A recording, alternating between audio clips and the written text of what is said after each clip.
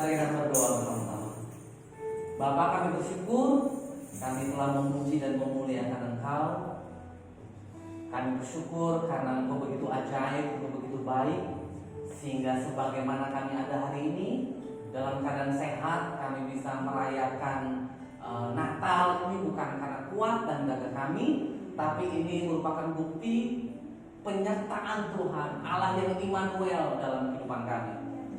Kami berdoa biar kebenaran firman yang akan hamba sampaikan ini akan memberkati kami semuanya, akan membangun iman kami, menguatkan kami, bahkan menjadikan kehidupan kekristenan kami bertumbuh dewasa di dalam Engkau.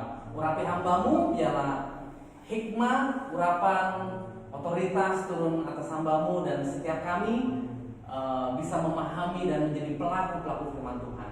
Terima kasih Tuhan, demi nama Tuhan Yesus yang siap mendengar dan menjadi pelaku firman Tuhan, katakan amin.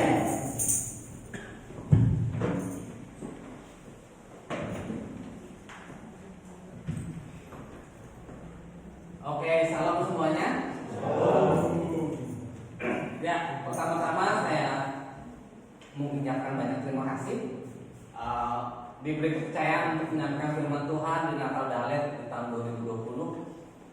Sekalipun ya tidak semua sobat Dalet yang bisa hadir. Saya nggak tahu ini ada 30 ya, nggak sampai ya? 25 ya. Tapi ada perubahan karena masalah COVID, tapi saya berharap ini tidak akan mengurangi sukacita kita dalam merayakan Natal. Amin.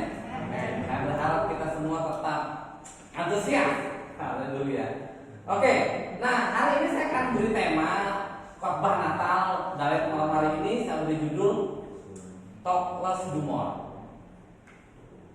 Talk Less Do More, kalau terjemahan bebasnya sedikit bicara banyak kerja. Nah, ada jargon atau statement yang mungkin bertentangan sekali disebut dengan jargon NATO, yaitu apa? No action, talk only. Ini yang satunya nggak bergerak, nggak bertindak, nggak beraksi, cuma ngomong talk gitu ya. Nah, ini bertentangan sama sekali. Nah, ini saya mengutip pernyataannya Gus Dur, jadi mantan presiden kita yang sudah meninggal. Konon, ini konon katanya. Di dunia ini dia bilang ada 4 macam sifat bangsa atau negara. Yang pertama ada yang sedikit bicara dan sedikit kerja. Itu katanya negara-negara Afrika kayak Nigeria, Angola, itu katanya sedikit bicara tapi juga sedikit kerja. Tapi ada yang sedikit bicara banyak kerjanya. Itu katanya Jepang, terus Korea Selatan itu termasuk. Tapi ada negara yang banyak bicara tapi juga banyak kerja. Itu Amerika sama Cina katanya. Tetapi ada orang yang atau bangsa yang katanya banyak bicara tapi sedikit kerja. Itu katanya India sama Pakistan katanya. Lalu ada orang yang tanya sama Gus Dur, terus Indonesia termasuk yang mana katanya? Menurut saya masuk yang mana? Enggak masuk 4-4-nya kata Gus Dur. Loh, kenapa? Karena orang Indonesia ini katanya yang dibicarakan sama yang dikerjakan itu beda. Nah, itu konon katanya. Saya berharap itu nggak perlu tersinggung lah. Nah, Talk Less Do More, saya mau menyampaikan sesuatu yang tentang salah satu tokoh Alkitab, khususnya ada hubungannya dengan Natal. Memang kalau kita bicara Natal, memang tokoh utama atau tokoh sentral dari Natal Tuhan Yesus. Nggak perlu diperdebatkan lagi. Ini tidak bisa dibantah lagi. Tapi kalau kita belajar Alkitab kan sebenarnya selain Tuhan Yesus sebenarnya ada begitu banyak tokoh, ada banyak kelompok yang sebenarnya terlibat dalam peristiwa Natal. Baik tokoh yang terkenal maupun yang tidak terkenal. Ada Herodes, ada orang Majus, ada gembala di padang, ada Maria dan lain sebagainya. Nah, dari kehidupan mereka sebenarnya kita bisa bisa menangkap, bisa mengambil sesuatu pelajaran atau nilai hidup yang mereka tunjukkan dalam peristiwa Natal itu. Nah, tapi hari ini saya mengambil sebuah tokoh, yaitu Yusuf, suami Maria. Nah, tokoh ini kalau banyak para teolog mengatakan adalah tokoh yang sering terlupakan. Kenapa sering terlupakan? Karena kalau saudara dan saya baca Alkitab, maka kita tidak akan menemukan satu kata pun yang dicatat oleh Alkitab. Kita tidak akan menemukan kata ya, tidak, atau apa gitu yang terucap dari mulut Yusuf ini. Sehingga seorang bernama John Lisagnon menyebut Yusuf sebagai orang yang terlupakan dalam sejarah Kristen. Ya mungkin berlebihan, mungkin tidak gitu. Nah, kalau kita membaca Alkitab kita pun kita akan menemukan sebuah fakta bahwa ternyata bukan hanya sekedar ucapan Yusuf itu tidak pernah dicatat oleh Alkitab, tapi saya percaya bahwa Yusuf itu bukan bisu gitu loh. Dia bisa ngomong seperti kita, tapi memang yang anehnya adalah kita tidak menemukan sepatah kata pun yang diucapkan oleh Yusuf yang dicatat oleh Alkitab. Bahkan kalau kita baca Alkitab, nama Yusuf itu kan terakhir kalinya itu kita temukan ketika Yesus berumur 12 tahun, ketika mereka pergi ke Yerusalem. Setelah itu, maka kita tidak menemukan apa yang dilakukan oleh Yusuf, apa yang dikerjakan oleh dia. Ya jelas itu dia itu kaya, tapi itu tidak dicatat oleh Alkitab. Pertanyaannya adalah pelajaran kehidupan apa, keteladanan apa, nilai hidup yang bagaimana yang bisa kita ambil dari hidup.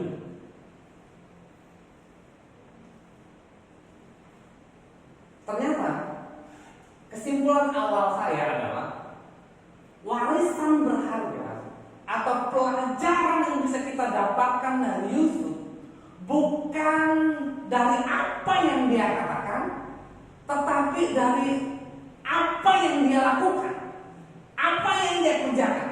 Saudara tidak akan menemukan kata-kata motivasi, kata-kata yang wow dari mulut Yusuf karena itu tidak tercatat. Tapi kita bisa belajar, bisa mengambil sesuatu yang luar biasa dari apa yang Yusuf lakukan, apa yang Yusuf kerjakan. Makanya saya beri judul tema khotbah ini adalah Talk the More. Kenapa? Itu mungkin bisa menggambarkan kehidupan Yusuf. Nah, pertanyaannya adalah ketaatan yang bagaimana yang dimiliki oleh Yusuf. Mari kita akan sekarang membaca Alkitab kita. Matius pasal yang pertama ayat yang ke-24. Matius pasal yang pertama ayat yang ke-24. Beginilah firman Tuhan. Sesudah bangun dari tidurnya, Yusuf berbuat seperti yang diperintahkan Tuhan itu kepadanya. Ia mengambil Maria sebagai istrinya. Ketaatan yang dimiliki oleh Yusuf adalah ketaatan yang menuntut pengorbanan total dari Yusuf. Sesudah bangun dari tidurnya, Yusuf berbuat seperti yang diperintahkan malaikat Tuhan itu kepadanya. Ia mengambil Maria sebagai istrinya. Kenapa saya memberikan judul di bagian pertama ini, ketaatan yang menuntut pengorbanan total dari Yusuf? Karena perintah malaikat Tuhan untuk mengambil Maria sebagai istrinya itu menurut saya itu tingkat kesulitannya dan tingkat resikonya itu sangat besar bagi Yusuf. Kenapa? Karena kita tahu bahwa Maria hamil itu bukan menjadi rahasia beberapa orang, betul? Ya. Itu sudah menjadi rahasia umum, semua orang tahu. Bahkan saya mungkin bisa bayangkan itu sudah menjadi bahan gosip yang hot pada masa itu. Itu sudah menjadi berita yang heboh luar biasa. Semua orang membicarakan Maria hamil.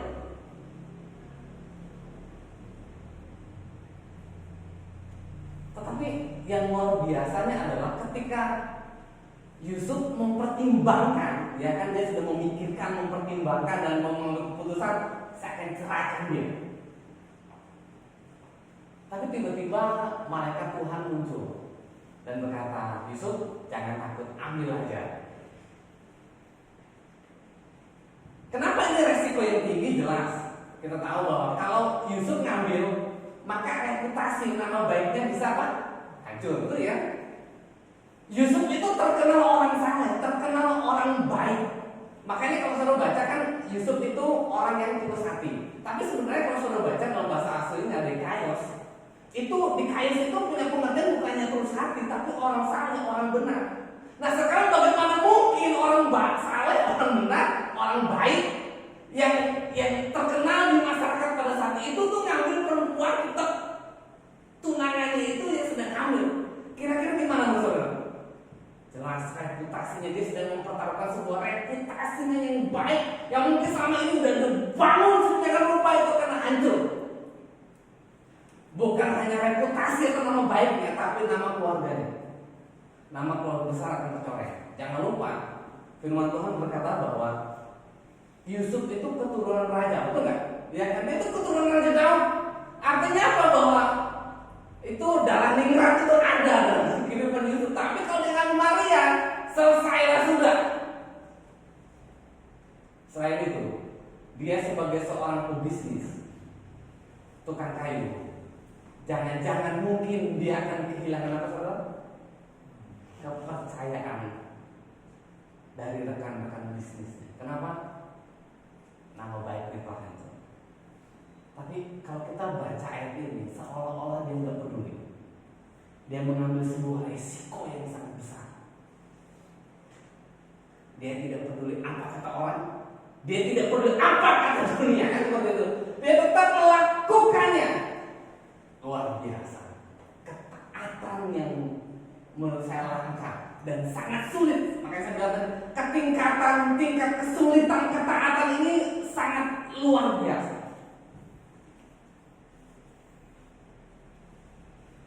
Pertanyaan bagi kita adalah bagaimana dengan hidup kita? Ketika Allah menuntut sebuah ketaatan dari kehidupan kita, kadang-kadang bukan sekedar taat. Kadang-kadang kita harus mengorbankan sesuatu dalam hidup kita. Dan Yusuf melakukannya. Ketaatan yang kedua yang dimiliki oleh Yusuf adalah ketaatan yang bersifat segera. Kita bisa baca dalam Matius pasal yang kedua ayat 14. Matius pasal kedua ayat 14 beginilah firman Tuhan. Maka Yusuf pun bangunlah, diambilnyalah anak itu serta ibunya malam itu juga, lalu menyingkir ke Mesir. Nah, kalau kita baca berikutnya itu kan bagaimana mereka Tuhan ngomong lagi sama Yusuf, Yusuf, kamu sekarang pergi ke Mesir. Dan kalau kita membaca ayat ini, peristiwa itu terjadi pada waktu malam, betul? Nggak tahu jamnya jam berapa.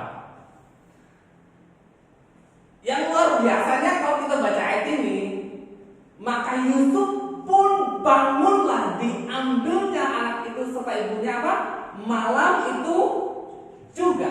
Artinya bahwa Yusuf itu bukan tipe orang-orang yang suka menunda. Kenapa? Karena prinsipnya penundaan adalah sama aja dengan ketidaktaatan atau pemberontakan.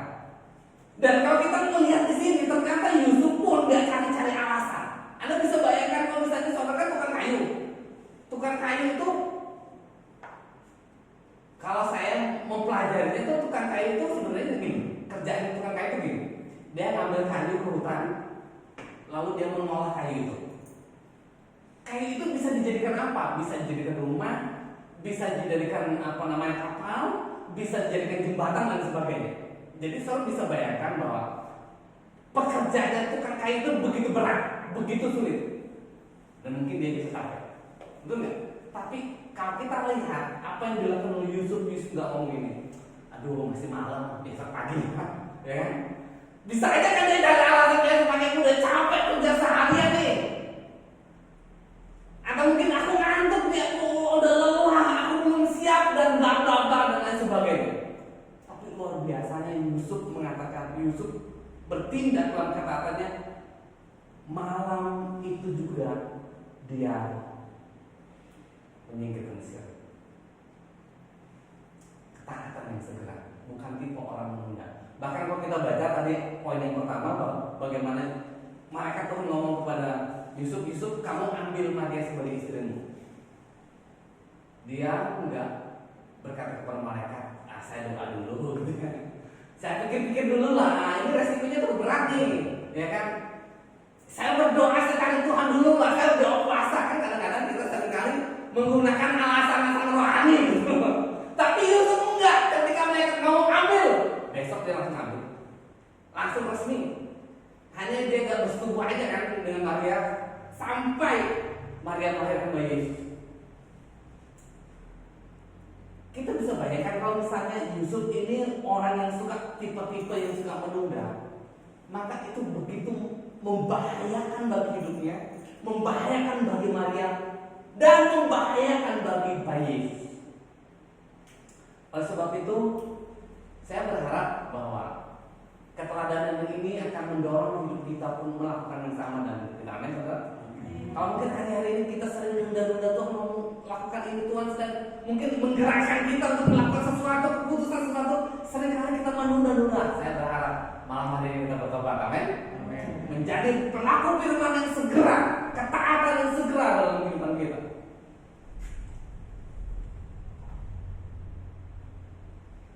Yang selanjutnya, ketaatan apa yang dimiliki oleh Yusuf? Ketaatan tanpa membantah. Kalau saudara membaca dalam Matius pasal yang kedua ayat 21, maka kita akan menemukan perintah lagi dari malaikat Tuhan kepada Yusuf untuk kembali ke tanah Israel. Kenapa? Karena Herodes itu sudah mati. Kita lihat Yusuf itu diperintah oleh malaikat Tuhan. Tapi tahu nggak saudara? Nggak pernah ada kata bantah. Yusuf itu nggak pernah membantah. Yusuf itu nggak pernah berkata tidak. Yusuf itu nggak berkata nanti. Yusuf nggak berkata cari yang lainnya. Tapi Yusuf itu betul-betul apa ya? Punya hati ketaatan itu begitu luar biasa sehingga apapun yang Tuhan katakan dia lakukan dengan segera. Bahkan kalau saya mau katakan ketaatan Yusuf ini sebenarnya kalau dibandingkan dengan beberapa tokoh terkenal dalam Alkitab itu punya kualitas yang begitu luar biasa. Saya kasih contoh, Musa waktu Tuhan ngomong sama Musa, sekarang kamu pergi menghadap Firaun, bawa umatku keluar. Apa yang dikatakan oleh Musa? Membantah, betul nggak? Sampai Tuhan marah, ya kan? Sampai Tuhan marah sama Musa. Alasannya apa? Klasik, aku nggak pandai bicara lah, wah aku ini berat lidah lah, pokoknya alasannya banyak sekali. Tuhan marah. Contoh lain lagi, Yeremia pun sama, diperintahkan Tuhan untuk memberitakan firman kepada bangsa Israel. Yeremia ngomong apa? Aku ini masih muda, aku ini nggak pandai bicara. Tapi ini Yeremia ini nabi yang luar biasa ke dalam Alkitab, pernah membantah Tuhan. Siapa lagi? Maria. Bahkan Maria pun ketika malaikat Tuhan kamu akan mengandung, ya kan? Dan kandunganmu dari Roh Kudus. Maria ngomong apa? Bagaimana mungkin aku belum bersuami, sekalipun toh pada akhirnya dia percaya, tapi dia sempat membantah. Tapi Yusuf tidak pernah mengucapkan sepatah kata yang membantah apa yang Tuhan perintahkan dalam kehidupan. Luar biasa. Yang terakhir dari ketaatan yang dimiliki oleh Yusuf adalah punya ketaatan yang tulus. Matius pasal 1 ayat 19 dikatakan bahwa Yusuf adalah seorang yang tulus, sehingga ketaatannya kepada Tuhan pun tulus. Kita tidak akan menemukan Yusuf itu minta upah sama Tuhan. Kita tidak akan menemukan bahwa Yusuf itu meminta apa ya, imbalan sama Tuhan, apa yang telah ia perbuat. Ketaatan Yusuf ini tanpa pamrih.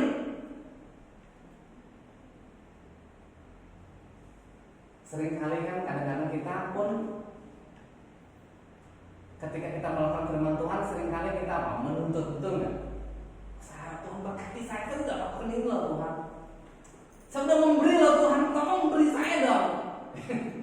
Saya sudah melayani Tuhan, tolong usaha saya, pekerjaan saya berkati Tuhan. Saya sudah berkorban untuk ini Tuhan, tolong dong. Bahkan yang lebih parah tuh banyak jemaat-jemaat itu orang-orang percaya itu apa? Banyak menuntut tapi lupa sama kewajiban gitu. Tapi Yusuf bukanlah tipe orang seperti itu. Ketaatan yang begitu tulus sehingga tidak salah kalau firman Tuhan berkata bahwa Yusuf adalah seorang yang tulus hati.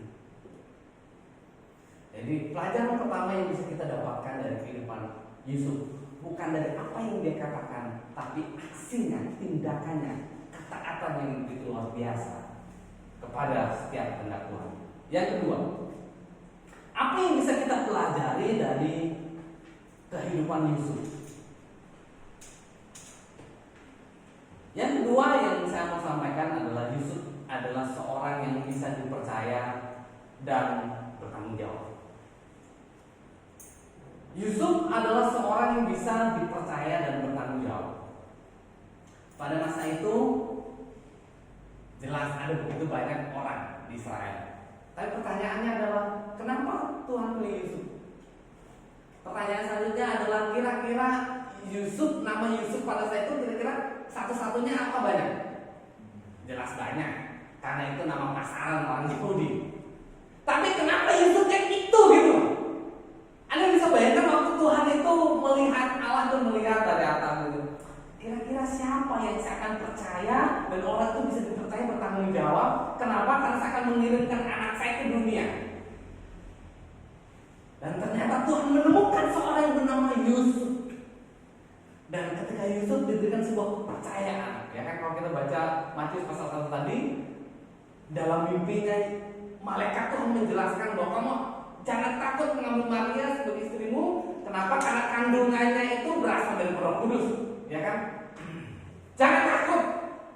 Lalu malaikat pun menjelaskan bahwa anak ini nanti yang akan menyelamatkan umatnya dari dosa.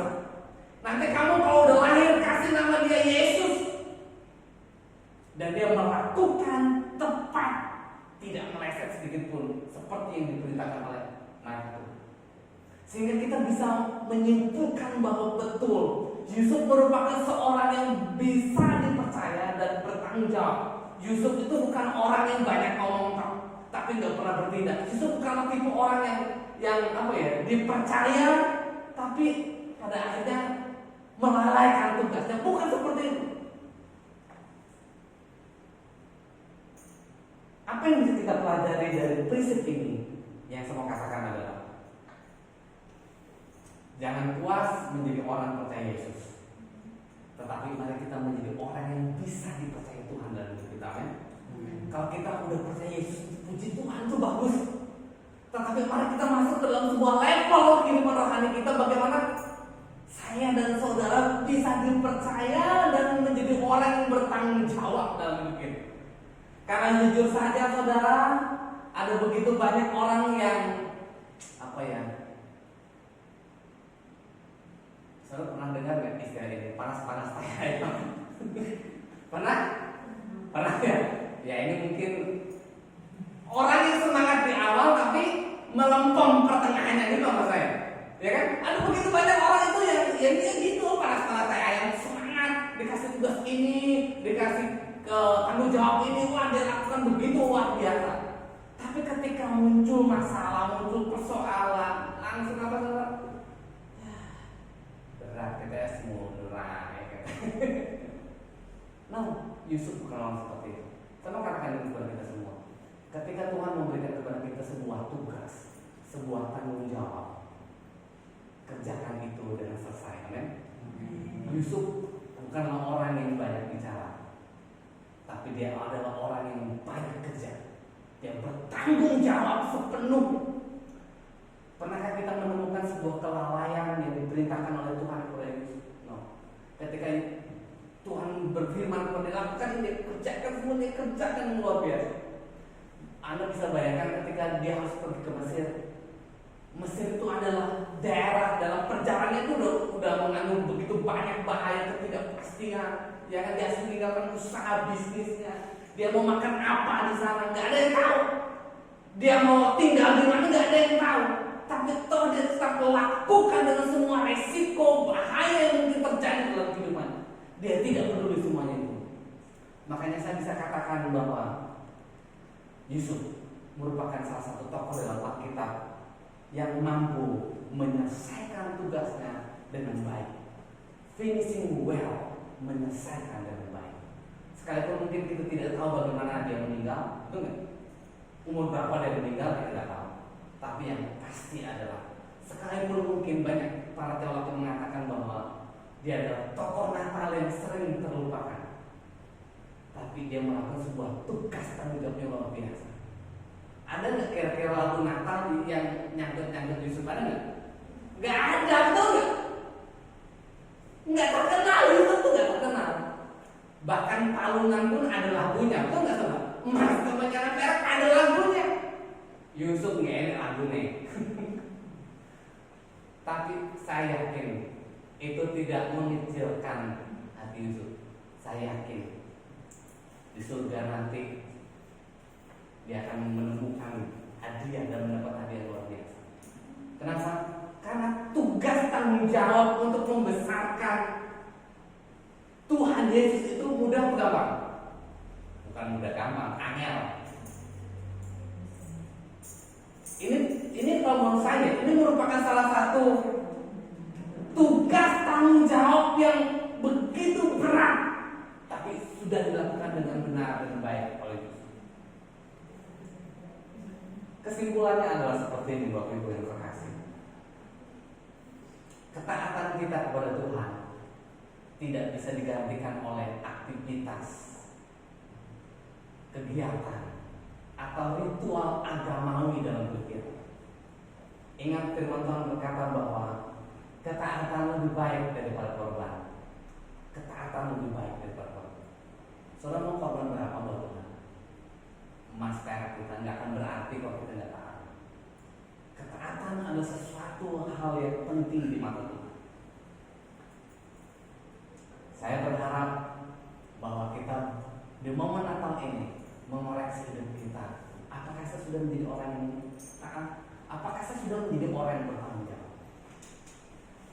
Kesimpulannya adalah di momen Natal ini apa yang mau kita persembahkan kepada Tuhan? Hadiah apa yang mau kita persembahkan kepada Tuhan? Seperti yang barusan saya katakan, kita mau kasih emas, Tuhan mau butuh emas di surga. Firman Tuhan mau hartanya dari emas. Mau kasih harta di surga itu sampah buat Tuhan. Menurut saya, persembahan yang terbaik yang mungkin kita bisa berikan di momen Natal seperti ini adalah hati yang taat kepada Tuhan. Amin. Hati yang mau melakukan kehendak Tuhan dalam kehidupan kita. Itu adalah salah satu persembahan yang terbaik. Persembahan yang mungkin tidak bisa diberikan oleh banyak orang. Hati yang taat, hati yang rela mau melakukan kehendak Tuhan. Sekalipun ada begitu banyak resiko-resiko yang mungkin akan kita alami, tetapi sama katakan, berbahagialah orang-orang yang didapati oleh Tuhan. Dia taat sampai akhir hidupnya. Dia bertanggung jawab. Dia setia. Kenapa? Karena Tuhan yang berkata, sabaslah hamba-Ku yang setia. Tuhan Yesus memberkati kita semua. Mari kita berdoa. Bapa, terima kasih buat kebenaran firman Tuhan yang bisa kami dengar malam hari. Bagaimana keteladanan dari seorang yang bernama Yusuf, seorang yang bukan banyak bicara tetapi dia banyak kerja, yang tidak pernah membantah, selalu berkata iya kepada kehendak Tuhan.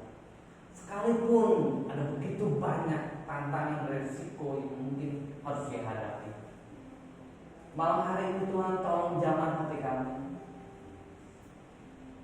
Tolong sentuh hati kami Tuhan. Kalau selama ini kami sering tidak taat, kalau selama ini sering kami lalai dalam hidup kami, kami tidak bisa dipercaya oleh Tuhan. Kami seringkali tidak bertanggung jawab atas apa yang Tuhan percayakan dalam kehidupan kami. Tetapi biarlah malam hari ini kami bisa mengoreksi hidup kami, dan kami mau kembali komitmen dalam kehidupan kami. Kami mau belajar taat Tuhan. Kami mau belajar menjadi orang yang bisa dipercaya oleh Engkau ya Tuhan. Apapun tugas kepercayaan yang Kau berikan kepada setiap kami ya Tuhan. Tuhan, aku berdoa, biarlah Natal dari malam hari ini, setiap kami yang hadir maupun setiap yang ada di rumah yang menonton acara Natal kami malam hari ini, semua yang kami diberkati oleh Tuhan. Terima kasih Tuhan. Terpujilah Engkau. Kami rindu biarlah hidup kami Engkau akan dipermuliakan. Demi nama Tuhan Yesus kami berdoa dan syukur. Yang percaya katakan